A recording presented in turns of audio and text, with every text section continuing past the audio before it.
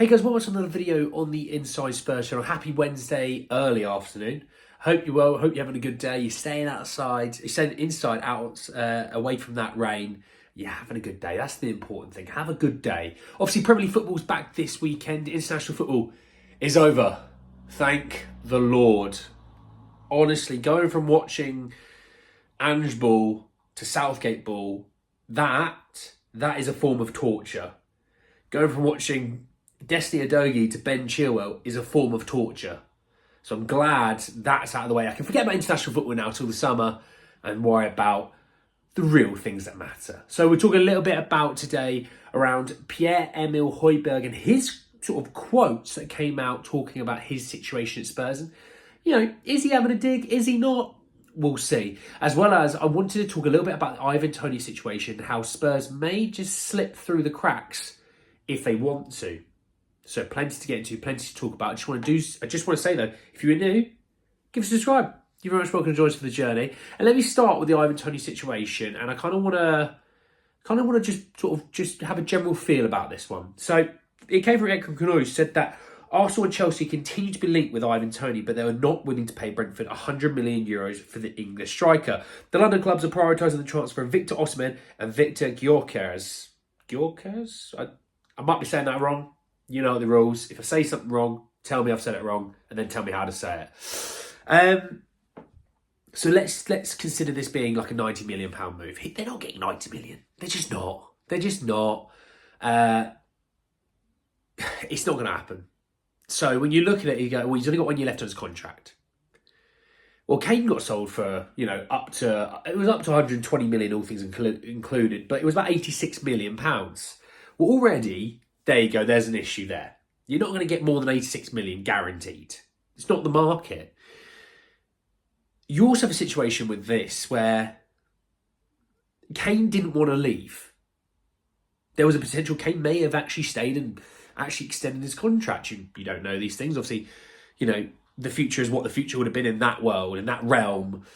Ivan Toney's not staying. He's not signing a new deal. He doesn't want to be there next year. He wants to play Champions League football. He wants to play European football. He wants to have an opportunity to maybe rival Kane for his starting spot in the England team.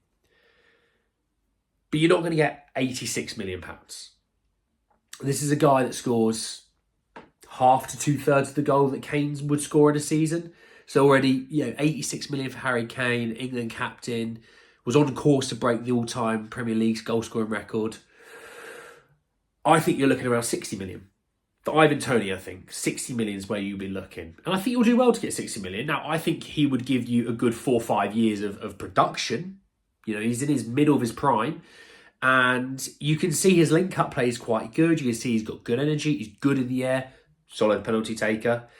Yeah, he wasn't amazing yesterday. But to be honest, I don't take much stock in anyone playing well for England because, well, Southgate's an idiot, number one, but it's international football. You don't have time to build chemistry with players that you see every week, but you're not playing with every week, The reason I want to talk about is Victor Osimhen and Victor Gyökeres. Obviously, we know Chelsea and Arsenal both want a striker. And there was reports that Arsenal sort of distanced themselves a little bit from Ivan Toney. And I think both Chelsea and Arsenal want Victor Osimhen. That's the number one guy. I think that's where they are. Now, Victor, he's having a fantastic season out in Lisbon. But, you're going to be paying a premium for him. I just think Ivan Toney's slipping through the cracks here. And I think Spurs want a marquee winger. We know we want a marquee winger. They want to do something big in the midfield. We know that. I think they're the two big moves. But Let's say they are the big moves. Let's say they go and get Eze, they go and get Gallagher. It's about 100 million. Well, they talk about getting another centre-back. I still think it'll be Lloyd Kelly on a free. Well, it's a free, okay. You'll sell Brian Hill. You'll sell Pierre-Emile Højbjerg, Roden.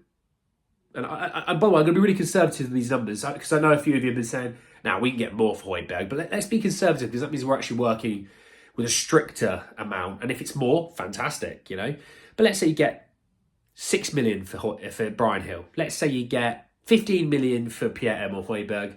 You get 15 million for Roden. Let's say you get 8 million for Tanganga. And you get about 8 million for Spence for sure. So all in all, you're looking at just shy of 50 million. We'll call it 50 million in total there. Then you add in, you've moved off Perisic, Dyer, Lloris, you may move off Sessegnon. There's a lot of wages saved there as well. Do Spurs also go, actually, we're moving as well from Tanguy and Ndombele? I don't think you're going to be saving all your money on the wages front there. But, if let's say you saved 100 grand a week on him, adds up. You're talking a good sum of money per year. Regulon, I think you can get 8 to 10 million for Regulon. And I think if you do go through all these sales, I actually think with a lot of them, you can get anywhere between 80 and 100 million. Well, let's say it was 80 million, you go, well, it pays for Gallagher, and near enough pay for an Eze. So you're actually at a net spend of, let's say you're at a net spend of 10, 20 million. You can go and get Toney. But would Spurs want to go 3 marquees and not a lot else? I mean, Kelly would be a 4th, obviously, but 3 marquees, they're not doing that. That's why I don't think Ivan Toney is realistic. I know Man United are interested in, but Man United don't want to spend 60 odd million on a backup, well, not backup striker. That's not the right way to go about it. But on a position where, yes, they've got Højbjerg, and they quite like him. And I think Rasmus Højlund is quite a decent-looking player, to be honest. I don't see it. And I think this is where Brentford need to be careful, because I think Arsenal have sort of started to distance themselves. Chelsea are going, we want Osimhen. Chelsea want these 2 guys. That's their main 2. Spurs may go, he's not our priority. We got Sonny up top. We want to get Eze. We want to get Gallagher. We want to get, some other sort of filler into the other positions of the squad. You might start to look at it and go, oh, Christ, hang on a second, we might be in trouble here. We'll see. Let me talk about Pierre Hojbjerg. So it came from Sport Witness, who said, and it reads, I'm not satisfied.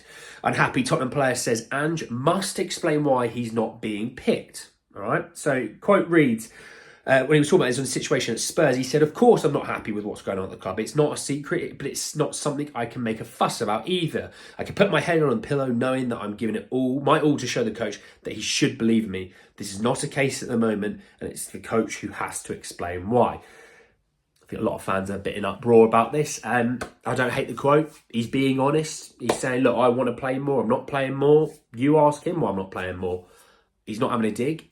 He's not being... he's still being a professional. He's still being what we expect of Pierre Højbjerg as being a professional. But we also know he's going in the summer. And we know he doesn't suit the style of play that we truly want to play. And we're still not there yet on that style of play. We still need to develop. This squad is still not an Ange squad. We still got players from other eras of Tottenham managers that a lot of them need to be shifted away. It's a tough one on Højbjerg, but look, he's not having a dig. I just wanted to get in it. I'm not going to speak long on it because it's not a big deal. Because I've seen some Spurs fans going, oh, that's not professional, Højbjerg, It's not one of those ones, okay? But look, he will be a factor leading into the last short stint of this season, starting at Luton this weekend. But we shall see on Pierre. I don't know.